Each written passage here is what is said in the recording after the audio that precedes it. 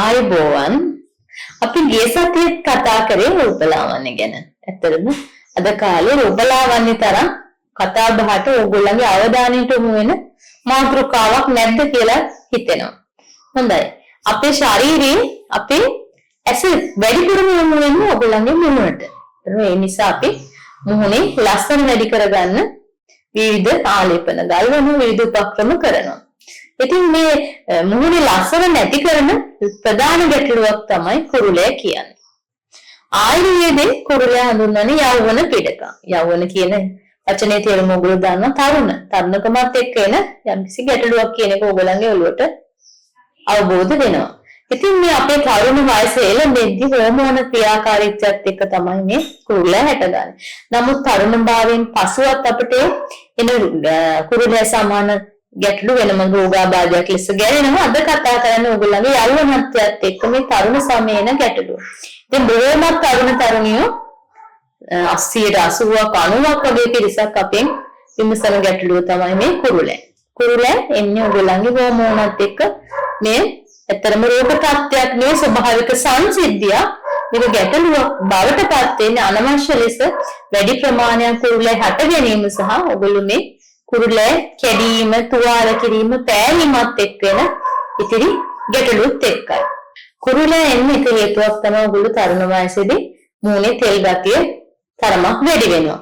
ඉතින් ඔයගොල්ලෝ නිතර මේ එන කුරුලය අල්ලනවා නම්, මිරිකනවා නම් අපිට මේ ගැන ස්ථිර විසඳුමකට එන්න අපහසුයි. ඒ නිසා අංක 1 ඔයගොල්ලෝ කුරුලය කඩන්න, මිරිකන්න, ඒ තෙර ගන්න උත්සාහ කරන්න එපා. මොකද එයින් පස්සේ තවත් කුරුල ඇතිවීම ඇති වෙන්න පුළුවන්. ඒ වගේම මේ කුරුල නිසා හට ගන්න කැලැල් සහ ඒ වල පොඩලි තත්ත්ව අපිට පිළියම් කරන්න බොහෝ කාලයක් ගත වෙනවා. මොන කුරුලය පාලනය කරගන්න කැමති නම් අනිවාර්යයෙන් මුහුණේ ඒ තෙල් ස්වභාවය අඩු කරගන්න ඕනේ.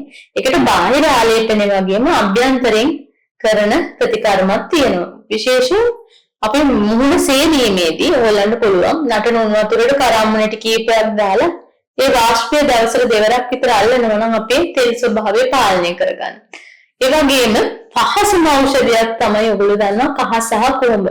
මේ කහ අල සමග අලුත් නැවුම් කහ සමග ඔයගොල්ලෝ කුහුඹ දලු මුදින් අමරලා මේක හොඳට තෙත මුහුණේ ආලේප කරන්න. වඩා හොඳයි ඔයගොල්ලෝ මේක මුදින් අඹරලා වතුරේ දීකල පෙන සහිත ද්‍රාවණයක් විදිහට පෙන ගතිය සමග මුහුණේ ආලේප කරන්න විනාඩි 10ක් විතර ඉන්න. මේකෙන් කුරුලය පාලනයට අමතරව ඔයගොල්ලන්ගේ හැමේ පැහැපත් බවක් ගන්න පුළුවන්. කුරුලය වගේම තැපල වගේ රෝගවලදී එන කැලැල් අඩු කරගන්න, ඒ ගෙඩි අවුණු කරගන්න මේ ඖෂධය යොදා ගන්න පුළුවන්. ඒ වගේම මිංචි කොළන් මේ කුරුලය ඇතිවීම වළක්වන්න දායක වෙන උගලට මිංචි කොළ පිටක් උනත් අඹරලා ඒක මුහුණේ ආලේප කරලා සෝදන්න පුළුවන්. වෙළඳ පොලේ තියෙන ඖෂධ ගැන කතා කර සුදු හඳුන් සහ කලාඹුරු වල ඇල් වතුරෙන් අඹරලා මේ මුහුණේ ආලේප කිරීමේ ඔයගොල්ලන්ගේ කුරුලේ ඇතිවීම වළක්වන. මොකද කලාඹුරු කියන්නේ හොඳට විස බීජ සහ දිලීර වර්ග ඇතිවීමත් පාලනය කරන ඖෂධයක්. ඒ වගේම හැමේ තෙල් ස්වභාවය පාලනය කරන හොඳ ඖෂධයක්. ඊට අමතරව ඔයගොල්ලන්ට මේ මුහුණේ ගල්වන ආලේපනයක් කියන්නේ මේ හවස් වරුක ඔයගොල්ලෝ පැය භාගයක් විතර මුහුණේ ගල්වලා එසේ මඩ උණුසුම් වතුරෙන් සෝදා දමන්න. කුංකුම ගලන් වැඩි නිසා ඔයගොල්ලන්ට ඒ වෙනුවට රෝස පෙති හොඳට වේලලා ස්වල්පයක් ගන්න. ඒ වගේම කස්තුරි කහ ස්වල්පයක් වැල් මඩට කලාඹුරු වල මේ ටික හොඳින් අඹරලා රෝස වතුරෙන් නැවතත් රෝස වතුර බිංදු 7ක් විතර දාලා නැවතත් හොඳින් මිශ්‍ර කරගෙන තෙත සහිත මූණේ ආලේප කරලා පැය භාගයක් විතර ඉන්න. ඊට පස්සේ මඩ උණුසුම් වතුරෙන් හොදන්න. කිසිසේත් අතුල්ලමින් කියලා ස්ක්‍රබ් කරමින් සෝදන්න අතුල්ලන්න යන්න එපා. මොකද කුරුලය මත ඩැමේජ් වීමක් කුරුලය හානි වීමක් සිද්ධ වෙනවා.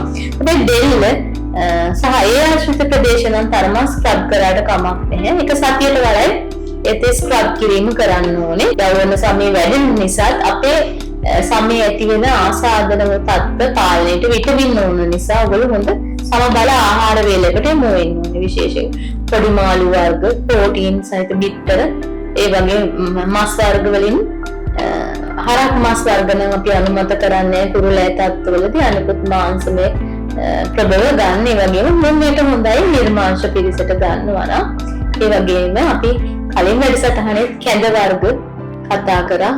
කැඳ වර්ග සහ පලා වර්ග. විශේෂයෙන් නැවුම් පලා වර්ග ආහාරයට එකතු කරගන්න නෙල්ලි වගේ ඖෂධ විශේෂයෙන් නෙල්ලි තලලා පැය කිහිපයක් වතුරේ දාලා තියලා පෙරලා මේ ද්‍රාවණය ඔයගොල්ලෝ බොන්න. ඔයගොල්ලන්ගේ හැම බොහොම දීප්තිමත් වගේම කුරුල්ලා වලින් තොර බවට පත් වෙනවා. ඊට අමතරව ඔයගොල්ලෝ රත්මල් පොකුරු. මොකද පොකුරු රත්මලේ පිපෙන්න කලින් පොරොට්ටු ටිකක් ගන්න. පොකුරු වද මල් වලත් පොරොට්ටු ගන්න. මේ මල් වර්ග දෙක නටන වතුරට දාලා වහලා තියලා විනාඩි කිහිපයකට පස්සේ පෙරලා බොන්න. මේක ඇඟ සිසිල් කරනවා වගේම චර්ම රෝග සුව කරන්නත් හේතු වෙනවා. ඒ වගේම කුඩා දරුවන්ට හැමේ ඇති වෙන රක්ත රෝග වලදී මේ ද්‍රාවණයෙන් මේ පානෙන් මේ සෙන්දක් පමණ බොන්න දෙන්න පුළුවන්. මෙතාම කුඩා දරුවෙන් නම් තේහෙඳි භාගයක් වගේ සුළු ප්‍රමාණයක් බොන්න දෙන්න. හැබැයි අවුරුද්දට අඩු දරුවෙන් නම් වෛද්‍ය උපදෙස් පරිදි මේක ලබා දෙන්න. ඒ වගේම ඔයගොල්ලන්ට ආයුර්වේද ඖෂධ වලින් අභ්‍යන්තර ලබා ගැනීමෙන් මේ කුරුලෑ තත්ත්ව අඩු කරගන්න පුළුවන්. ඉතින් එම ගැටලු තියෙන ඕගොල්ලන්ට අපිව අමතන්න පුළුවන්. ඒ වගේම මලබද්ධ තත්ත්ව තියෙනවා නම් ඕගොල්ලෝ ඒකට ප්‍රතිකර්ම ගන්න. මොකද සමේ සෞඛ්‍යයට මේ මලබද්ධ තත්ත්වයේ අහිතකර බව ආයුර්වේද දර්ශනයේ කියවෙනවා. හොඳයි, අපි කුරුලෑ ගැන ගොඩාක් අතොරතුරු කතා කරා. ඒ වගේම අපි හැම වැඩසටහන් කියව ප්‍රධාන කාරණා තමයි ප්‍රමාණවත් තරම් වතුර. කියන්නේ ලීටර 2.5ක් 3ක් අතරත් ඔයගොල්ලෝ වතුර පානය කරන්න කුරුලෑ අඩු වෙනවා. හැමේ නිරෝගීභාවයේ ප්‍රත්‍යස්ථාව වැඩි වෙනවා. ඊට අමතරව හොඳ සුවබර නිින්දක් ඕනේ. අඩුම පැය 6-7කවත් නිින්දක්. ඊට වැඩි වෙනවා නම් හොඳයි. සුවබර නිින්දක් ඕනේ. ඊළඟට මානසික ආතතිය පාඩම් කිරීම, අධික කලබල ස්වභාවය මේ කුරුලෑ වැඩි කරන්න හේතු වෙනවා.